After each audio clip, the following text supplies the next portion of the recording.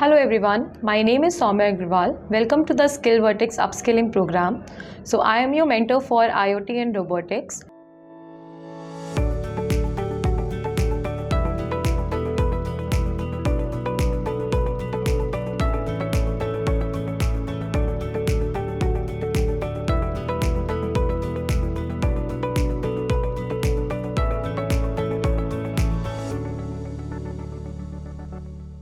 What makes microcontrollers so useful and how is it used so much?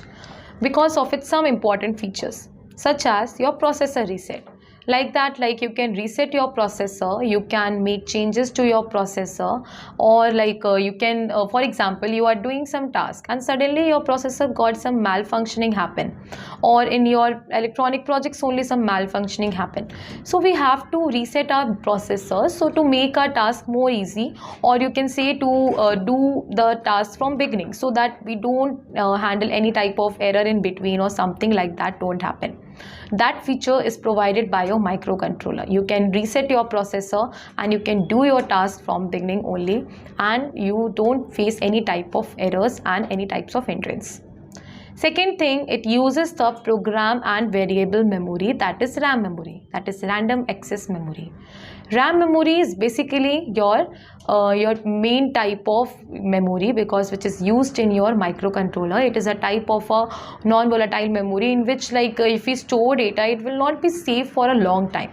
It will be saved only for a short time. That is for a you can say it is a type of a temporary memory. But the main thing which is make it more powerful, that is how it is much used and how it is processing power is really great of RAM memory, because it what does it do now, it access data in such a fast way so that you can make it accessing power more, and you can do the you can store your data in a more fast way, more in a more frequent way. Okay, but the thing is RAM memory do not store data for a long time, so for that other memories are preferred which is present in your microcontroller, such as your flash memory. It stores data for a long time, or your EEPROM. Okay, so there are different types of memories which are available for long storage of data.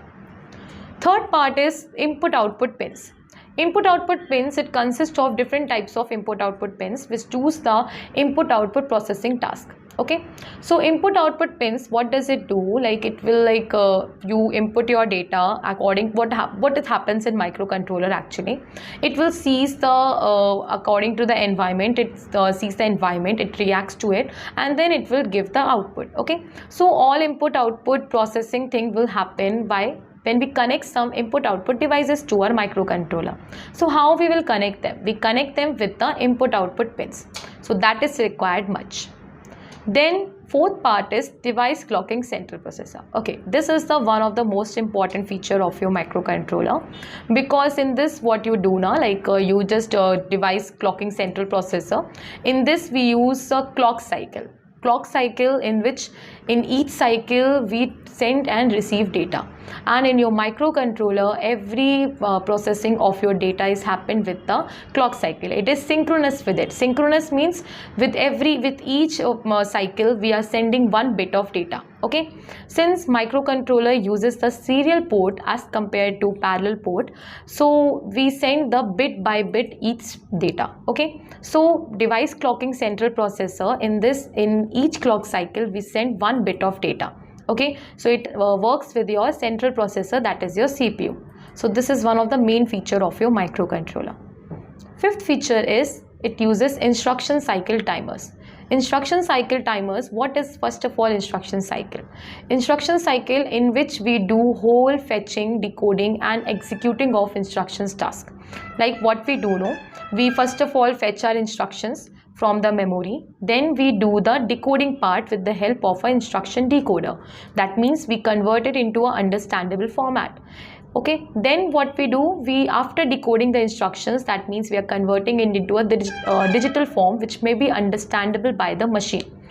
Then we have to see how, after decoding part, we have to see what how we executing the instructions. So before executing the instructions, we store it in a status, or you can say memory code, okay, like we store it in the central processing unit, and then with the help of a central processing unit, like you can store it in the central memory so that we can make use of it later. We just execute the instructions and then we can process them and then produce the output. So in this whole process, there one cycle moves. This is a one cycle of instruction of one instruction, okay, one instruction fetching, decoding and executing, all things will happen in one instruction cycle. So during this instruction cycle, there are some timers are there. Timers which is noting the frequency, oscillations, modulations of these instructions, and accordingly it will see how best it is performing. Is there any type of interference it is facing?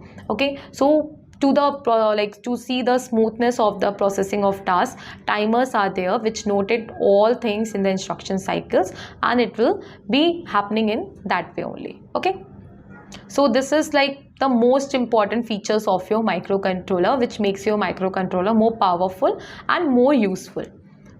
So basically these are some features, but there are some other features like how much memory it consists of, how much costly it is, how much power it is taking. These are also the features which makes your microcontroller useful. Okay, there's one point comes like when we have to choose microcontroller for our projects. Okay, when you start making projects, so you have to see which microcontroller is best.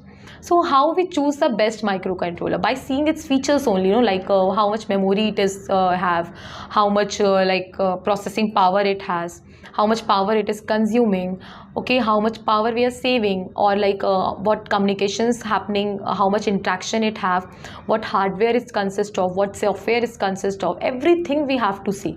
Then we have to choose the best microcontroller which makes our projects more better. Okay, so these features only make your microcontroller best, and this, with the help of these features only, you can make the best projects, and you can create a more advanced projects, you can say, if you are taking more and more advanced microcontrollers. Okay.